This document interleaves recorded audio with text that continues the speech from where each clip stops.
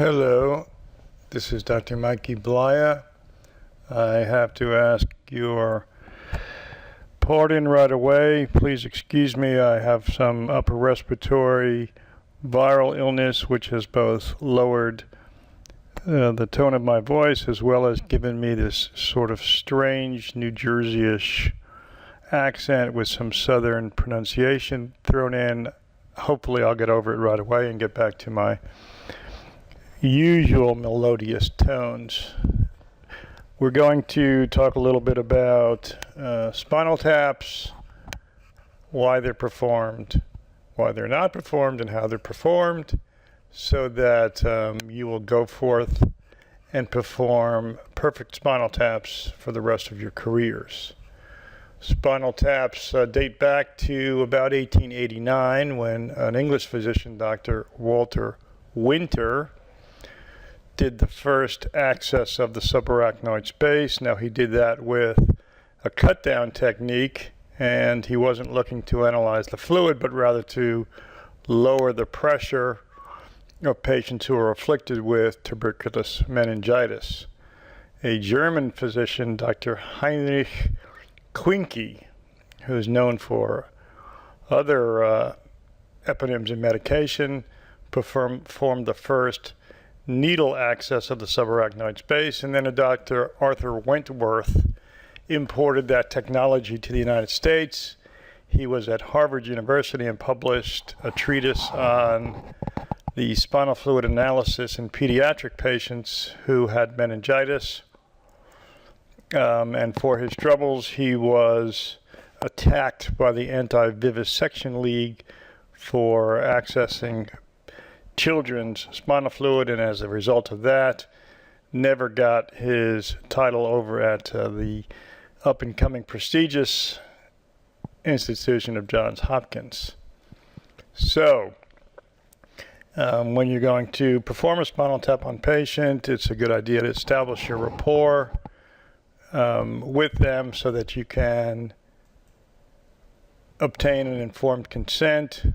Concept here is you need to give the patient sufficient amounts of information such that a reasonable person could make an intelligent decision regarding whether they want to proceed with that procedure.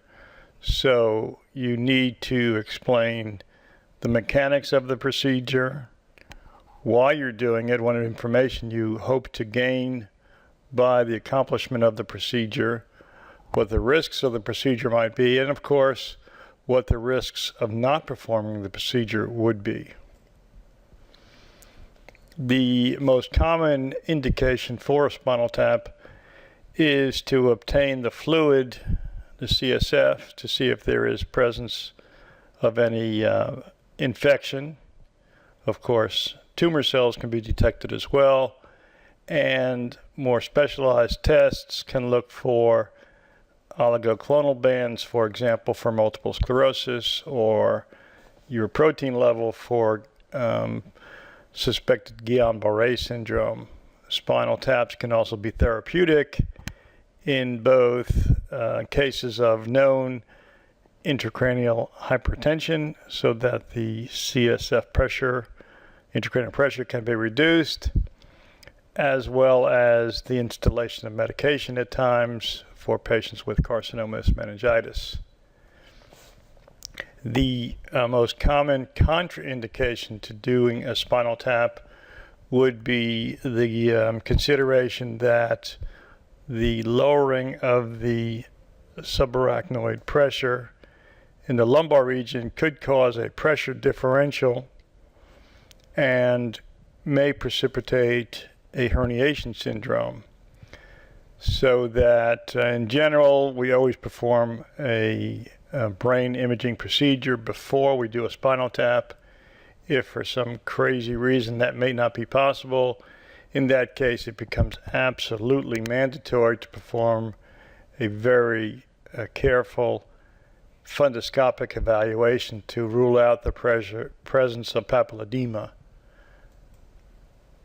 Relative contraindications to spinal tap include coagulopathies, either elevated INR or lowered platelet count, less than 50,000, and in the minds of radiologists, the presence of antiplatelet medications, including aspirin, Plavix, Agrinox, makes them uncomfortable to do a spinal tap despite the absence of any real supporting literature data for that position.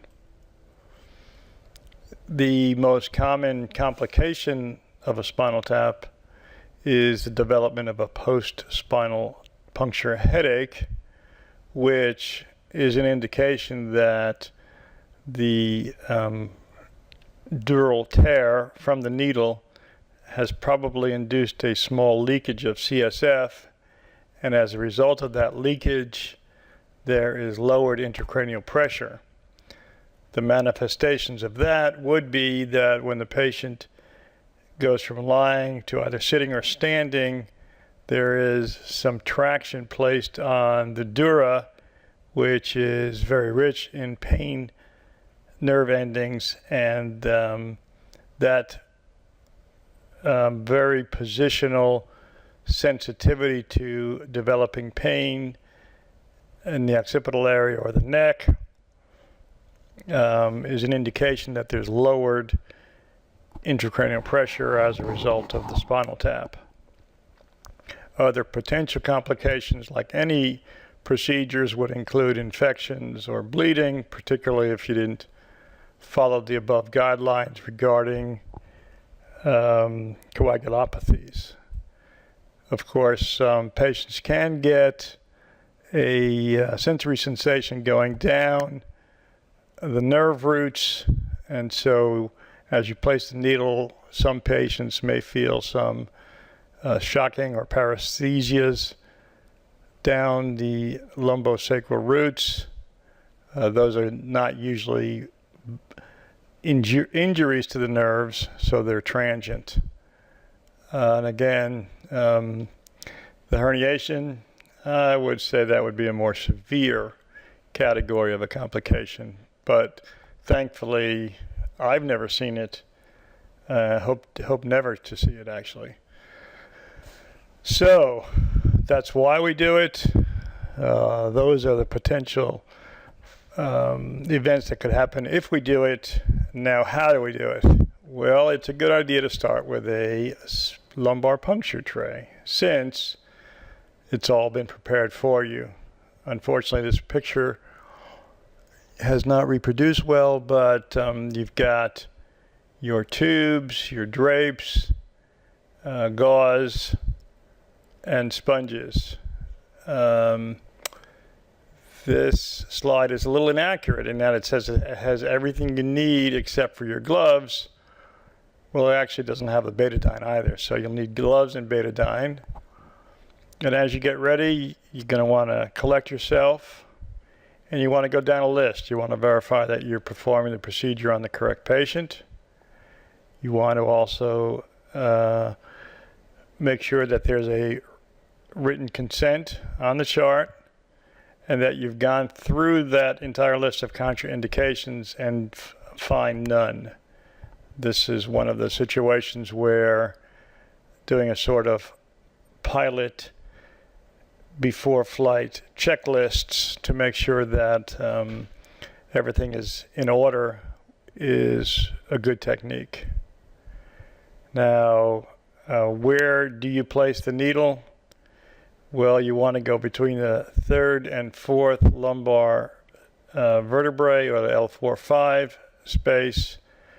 You determine that by your anatomical landmarks being the superior iliac crests, drawing a perpendicular line, and where it intersects with the midline, which is usually readily determinable by the spinous processes. So, you get your spinal tray, you open up the spinal tray, and then from that point on, strictly sterile technique is used. Just like any other medical procedure, it's performed pretty much in the same way that a thoracentesis will be, or a paracentesis. So you wash your hands, put your gloves on in the usual sterile technique, handle the spinal tray so that you access the inside sterile portions. You set your tubes up 1 through 4 in order so that you can grab for them when the spinal fluid is flowing and you don't have to fumble around. Before you do the spinal tap, you also arrange your 3-way stopcock and your manometer so that, again, when you remove the stylet, you can immediately attach the manometer to measure the opening pressure. So you get that ready, and you also get the anesthetic ready. So you fill up your 3 cc syringe with the local anesthetic. Then when all of that is accomplished and the betadine is poured into the tray, you get your sponges wet. The patient is positioned in the left or right lateral decubitus position with their knees flexed and head bent downward as much as possible so as to maximally open up your spinous interspaces. Now, it is possible to do spinal taps with the patient in the sitting position, and some clinicians, myself included, find that it's actually easier to have a successful spinal tap with the patient in that position. The caveat being that you don't get an accurate opening pressure if the patient stays in that position. So if you need to get an opening pressure, but you have to have the patient sitting up in order to place the needle correctly, then it would require that the patient be laid down while the needle is actually in position. So with the patient in position, you're going to prep the skin with the antiseptic solution by placing the sponge over the area where you're going to introduce the needle, and use concentric enlarging circles. You apply your drapes, and after those are applied, you obtain your anatomical landmarks so that you feel for the iliac crests, and you can put an indentation in the skin at the interspace where you want to place your needle. Knowing where you're going to put the needle, you first do your local anesthetic. I usually only put in a small amount of lidocaine subcutaneously, thinking that I'm probably going to cause as much or more pain by giving more anesthetic as I will after the subcutaneous and cutaneous area is anesthetized.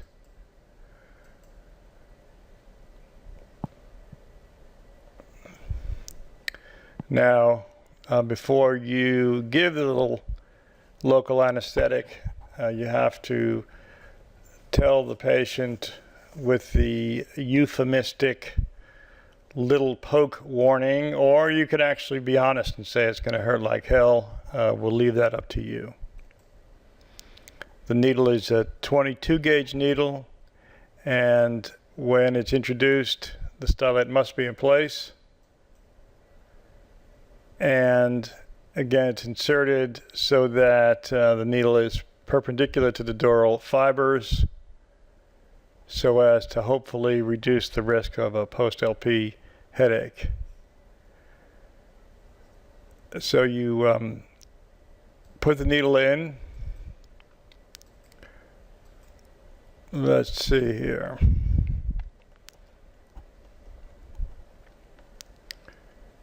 And you put it into the midline,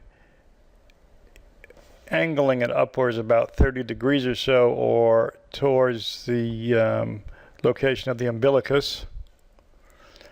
And you just keep advancing it. If you hit a bone, that will be pretty obvious. You won't be able to advance it any further. And if you advance it and then it suddenly gives away and there's little to no resistance, that is the so-called pop sensation when you know that you're in the subarachnoid space, which you get a feel for pretty readily after you've done the first 6,000 or 7,000 spinal taps. Once you think you're in the right position, you remove the stylet to determine whether there's spontaneous flow of CSF. You'll see dripping. Obviously, never ever attach a syringe to aspirate and see whether there's spinal fluid. If you see a drip, then you know you're in the right space. You attach your already prepared manometer so as to measure the pressure. In order to do so most accurately, you need to have the patient stretch their legs out so as to completely relax their abdominal muscles, since if there is any contraction of the abdominal muscles and raising of intra-abdominal pressure, that would be transmitted to your manometer and won't be an accurate reading. So you want to see that the patient is as completely relaxed as possible with their legs extended, and in fact see that there is variation of the CSF column with respirations. After that's been measured, you turn the three-way stopcock to allow the fluid that's in the manometer to go into the first tube, and then you put the manometer so that you put the stopcock so that the manometer itself is closed off, and so there is direct flow of fluid from the needle through the stopcock to the next tubes. You should be able to tell fairly readily whether you've had a traumatic spinal tap, in that you'll see either red or blood-tinged fluid. If it's frankly red fluid, then you probably did a venous cannulation and probably don't want to use that as spinal fluid. If it's pink, that's when you want to see if it clears and obtain fluid in both the first and fourth tubes to compare and see whether there's clearing of the blood as an indicator that you in fact had a mildly traumatic tap.